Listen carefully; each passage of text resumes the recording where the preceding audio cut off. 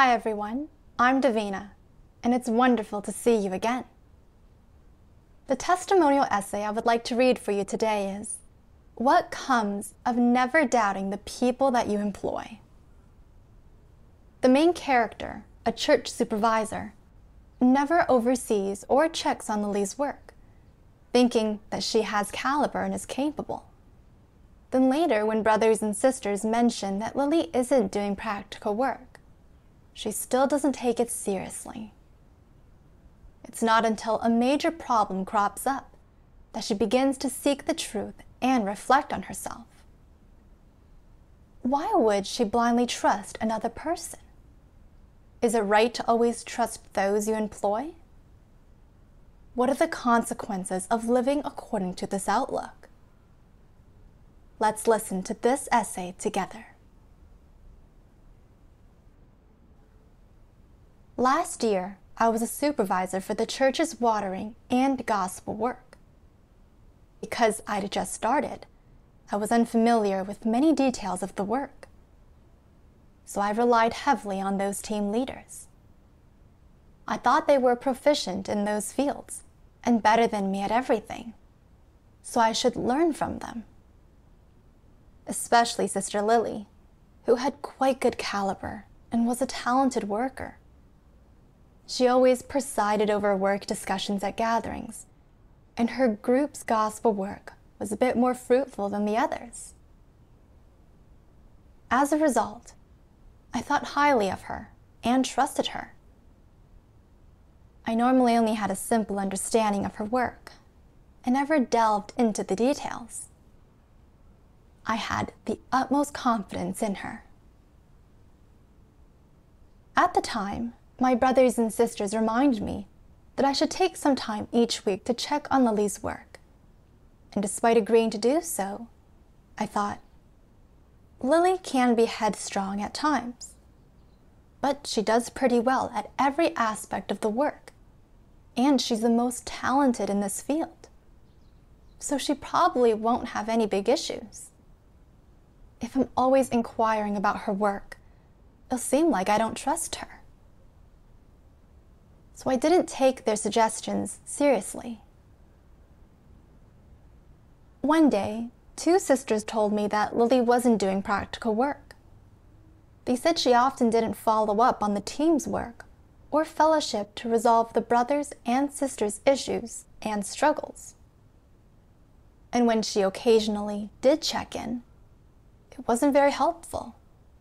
So the team's gospel work was becoming less effective. I was shocked to hear this. How could Lily not be doing practical work? She'd told me she was following up with the team's work, and every time I'd asked, she'd said there was no issues. So why were the others saying she wasn't following up on their work? But then I thought, Lily's team has been doing well overall. Maybe these sisters don't know the whole story. I can't go on their words alone. Plus, these sisters have some problems themselves. Even if Lily is having issues in her duty, that's normal. Nobody's perfect. So I didn't think too much of their complaints and just gave Lily a quick reminder in private, telling her to focus on following up on the team's work in the future. And that was the end of that. To my surprise, not long after, major issues arose in Lily's work. One day, a leader said that Lily had been reported again for not doing practical work. She hadn't been following up on the gospel work, even when it wasn't going well. And she wouldn't respond to her team promptly when they had problems sharing the gospel. She also never saw things through when implementing work. She'd laid out plans during the meetings, but wouldn't follow up on them later. So they couldn't be carried out, directly impacting the results of the gospel sharing. Hearing this, I once again felt shocked. I knew Lily had a few problems in her duty, but I didn't know they were this serious. She had good caliber and was very proactive in her duty. How could she not be doing any practical work? I just couldn't believe it was true. Later, the leader fellowshiped with her and pointed out her issues. I thought she would reflect on herself and learn a lesson through this. But to my surprise, she didn't reflect, and she completely lacked an attitude of acceptance and submission. She just said she wasn't cut out to be a team leader and offered to step down. Not only was she not doing practical work, she wouldn't accept being dealt with. She was ultimately deemed to be unsuitable as a team leader based on the principles and reassigned. After that, I felt awful. How did I fail to notice that a team leader wasn't doing practical work? I came before God in prayer and said, God, I've been so blind. Please enlighten and guide me to find the reason for my failure. One day during devotionals, I saw this passage of God's words. Almighty God says, false leaders will not look into supervisors who are not doing actual work or who are neglecting their responsibilities. They think they just need to choose a supervisor and everything will be fine. Afterward, the supervisor will handle all work matters, and all they need to do is hold assembly every so often. They won't need to keep an eye on work or ask how it's going. They can stay hands-off. If someone reports a problem with a supervisor, the false leader will say, it's just a minor problem. It's fine. You can handle it yourself. Don't ask me. The person who reports the issue says, that supervisor is a lazy glutton. They do nothing but eat and entertain themselves, and they are bone idle. They don't want to suffer even a little bit of hardship in their duty, and they always find ways to cheat and make up excuses to avoid their work and responsibilities. They are unqualified to be a supervisor. The false leader will answer, they were fine when they were selected as supervisor. What you're saying isn't true. Or even if it is, it's just a temporary manifestation. The false leader doesn't try and find out more about the supervisor's situation, but judges and determines the matter based on their past impressions of the person. Regardless of who reports problems with the supervisor, the false leader ignores it. The supervisor is out of their depth. They are not competent enough to complete their work and are already close to messing it all up. But the false leader doesn't care. It's bad enough that when someone reports the supervisor's issues, they turn a blind eye. But what is most despicable of all? When people tell them about really serious issues the supervisor is having, they don't try and sort these out, and even come out with all sorts of excuses. I know the supervisor. They truly believe in God. They would never have any problems. Even if they did, God would protect them and discipline them. If they make any mistakes, that is between them and God. We need not concern ourselves. This is how false leaders work, according to their own notions and imaginings. They pretend to understand the truth and to have faith, with the result that they make a mess of church work, or even bring it to a standstill. All the while they feign ignorance. Are they not just paper pushers? False leaders are incapable of doing real work. nor do they approach the work of group leaders and supervisors with any seriousness. Their view of people is only based on their own impressions and imaginings. Seeing someone acquitting themselves well for a time, they believe this person will be good forevermore, that they will not change. They do not believe anyone who says there is a problem with this person. They ignore it when someone points something out about the person. False leaders also have a major failing. They are quick to trust people based on their own imaginings. And this is caused by not understanding the truth, is it not? How does God's word reveal the essence of corrupt humankind? Why should they trust in people when God doesn't? Instead of judging people by appearances, God keeps a constant watch on their hearts. So why should false leaders be so casual when they judge others and place their trust in them? False leaders are too conceited. Are they not?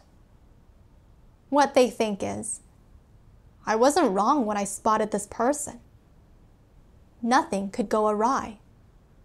They are definitely not someone who messes around, who likes to have fun and hates hard work. They are absolutely dependable and trustworthy. They will not change. If they did, that would mean I was wrong about them, wouldn't it? What kind of logic is this? Are you some kind of expert? Do you have X-ray vision? Is this your special skill? You could live with this person for 1 or 2 years, but would you be able to see who they really are without a suitable environment to lay their nature, in essence, utterly bare? If they were not exposed by God, you could live side by side with them for 3 or even 5 years and would still struggle to see just what kind of nature and essence they have. And how much more is that true when you rarely see them, are rarely with them? You blindly trust them based on a fleeting impression or someone else's positive appraisal of them, and dare to entrust the work of the church to such people. In this, are you not being extremely blind? Are you not being impetuous? And when they work like this, are the false leaders not being extremely irresponsible? Pondering God's words, I realized that people have corrupt dispositions, and before they've attained the truth and changed their dispositions, they're all unreliable, and none of them can be trusted. But false leaders don't understand the truth. They can't discern people's essences, and they casually put trust in others, failing to supervise or follow up on their work for long periods. They are very arrogant and irresponsible. I was behaving like that too. The main reason I didn't supervise or check on Lily's work was because I put too much trust in her. I saw she had good caliber and was experienced and effective at gospel sharing. So I trusted her completely and thought highly of her, never bothering to supervise her work. When the others reported her issues to me, I didn't pay them any mind, and even thought that they were the ones with issues. As a result, major problems arose in the work without me realizing. I didn't view people and things through God's words. I just trusted my own eyes, like I was some expert with incredible insight. I was so conceited.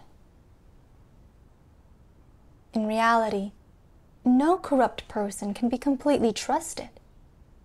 Nobody knows what they themselves will do at any time. Just because someone has temporary success and does some practical work, that doesn't mean they are completely trustworthy. People have corrupt dispositions, so they may act willfully and violate principles in their duty. They may slack off and be perfunctory and cause damage to the work. What's more, I'd only known Lily for a short time and didn't truly understand her. Yet I'd put so much trust in her, thinking she was good at everything and didn't need to be supervised to work well. How arrogant and blind I was. It never occurred to me that Lily was so selfish. She was a team leader, but she only cared about converting more people herself and disregarded her team's work. When the others had problems in their work, she didn't fellowship to resolve them. She didn't do any of the work required of a team leader. I'd always thought she was a talented worker with good caliber, able to do practical work, so I held her in high esteem. It was only then that I realized that wasn't true. Lily was selfish by nature. She only cared about her own work and didn't protect the overall interests of the church. She was only suited to spreading the gospel on her own, not to being a team leader. Because I blindly trusted Lily, I didn't check on her work, and I didn't catch the deviations and oversights in it promptly. As a result, the gospel work was held up. As a supervisor, that was inexcusable. The more I reflected, the more guilty I felt. So I prayed to God, wanting to really reflect and change my incorrect state and views. Later, I saw this passage of God's words. It's safe to say, most people consider the phrase, "Do not doubt the people you employ, and do not employ the people you doubt," as the truth, and they are deceived and bound by it. They are disturbed and influenced by it when selecting or appointing people, and even let it dictate their actions. As a result, many leaders and workers always have difficulties and misgivings whenever they check up on church work and promote and appoint people. Ultimately, all they can do is comfort themselves with the words, "Do not doubt the people you employ, and do not employ the people you doubt." Whenever they inspect or inquire about the work, they think, "Do not doubt the people you employ, and do not employ the people you doubt. I should trust my brothers and sisters. And after all, the Holy Spirit observes people, so I shouldn't always doubt and monitor others." They have been influenced by this phrase, haven't they? What are the consequences brought about by the influence of this phrase? First of all, what you are loyal to is not God's word, not God's commission for you, and not God. It is satanic philosophy for living and satanic logic. You believe in God while blatantly betraying God and God's word. This is a serious problem, isn't it? Second, this is not merely a failure to keep to God's word and your duties. This is taking Satan's schemes and philosophy for living as if they were the truth, and following and practicing them. You are obeying Satan and living by a satanic philosophy, aren't you? Doing this means you are not a person who obeys God, much less a person who abides by God's words. You are a scoundrel, putting God's words aside and instead taking a satanic phrase and practicing it as the truth, is betraying the truth and God. You work in God's house, yet act by the satanic logic and philosophy for living. What kind of person are you? This is someone who rebels against God and someone who gravely shames God. what is the essence of this act? Openly condemning God and openly denying the truth. Isn't that the essence of it? In addition to not following God's will, you are allowing Satan's fallacies and satanic philosophies for living to run rampant in the church. In doing this, you become Satan's accomplice and aid Satan's actions in the church. The essence of this problem is serious, isn't it? Through God's words, I realized the phrase, "Do not doubt the people you employ," is not positive or the truth. It's Satan's philosophy. The reason I'd trusted Lily and hadn't supervised her work was mainly because I lived by this philosophy and put too much trust in her. Even when I wanted to check on her, I'd worry that if I was too thorough, she'd think I didn't trust her. After all, she had been doing this duty for a long time and had lots of experience.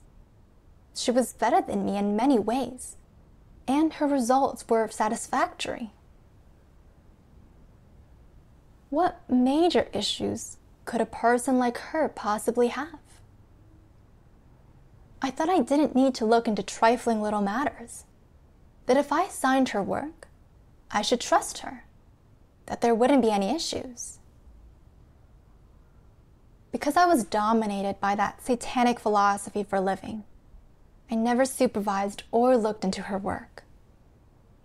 Even when people reported issues with her, I didn't believe them or investigate it further. As a result, the gospel work suffered. The harm I'd done was irreparable. In fact, God demands that leaders and workers supervise and follow up on work so that we can catch and resolve problems and deviations quickly. This is beneficial both to people's duties and the church's work. But instead, I lived by the satanic philosophy of do not doubt the people you employ, and didn't supervise or check on people after assigning them work, let alone guide or assist them. I was being perfunctory in my duty and not doing practical work. This was the behavior of a false leader. I kept a team leader who didn't do practical work on staff. This not only didn't help the church's work, it actually severely disrupted it. I was doing evil. Only then did I see that this satanic view of do not doubt the people you employ was extremely harmful. If we always live by that idea, we're liable to delay the church's work. The more I reflected, the more remorseful I felt. So I prayed to God. I don't want to treat people and my duty according to Satan's philosophy anymore. I'm ready to strive to fulfill my duty according to God's demands. I don't want to do anything else I'll regret. Later, I read this passage of God's words and found a path of practice. Almighty God says, "Do you believe the phrase, 'Do not doubt the people you employ, and do not employ the people you doubt,' is correct? Is this phrase the truth? Why would someone use this phrase in the work of God's house and in fulfilling their duty? What is the problem here? These are clearly the words of the unbelievers, words that come from Satan. So why do they treat them as the truth? Why can't they tell if they're right or wrong? These are patently the words of man, the words of corrupt humankind. They are simply not the truth and are utterly at odds with the words of God and should not serve as the criterion for people's actions, conduct, and worship of God. So how should this phrase be approached?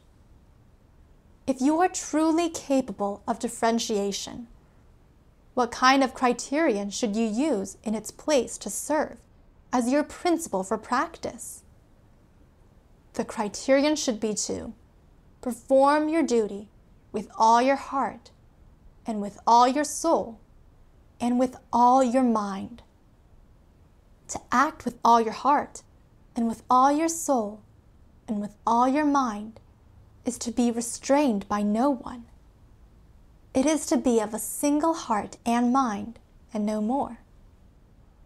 This is your responsibility and your duty, and you should perform it well, as is ordained by heaven and acknowledged by earth. Whatever problems you encounter, you should act according to the principles. Handle them however you ought to. If pruning and dealing are called for, so be it.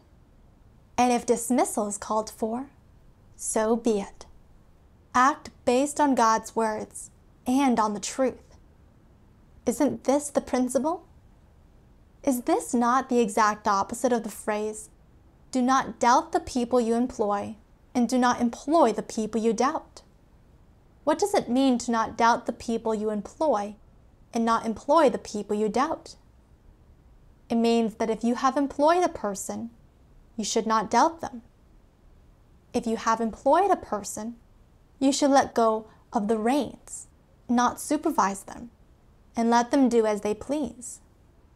And if you doubt them, then you should not employ them. Is this not what it means? This is terribly wrong.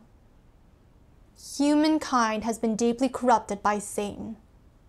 Every person has a satanic disposition and is capable of rebelling against God and resisting God. You could say that no one is reliable. Even if a person swears to the end of the earth, it is of no use, because people are constricted by their corrupted dispositions and cannot control their actions. They must accept God's judgment and chastisement before they can resolve the problem of their corrupt disposition and thoroughly resolve the problem of them resisting and betraying God. Resolve the root of people's sins. All those who have not gone through God's judgment and purification and achieved salvation are not reliable. They are not worthy of trust. Therefore, when you employ someone, you must supervise, direct, prune, and deal with them, and frequently fellowship on the truth.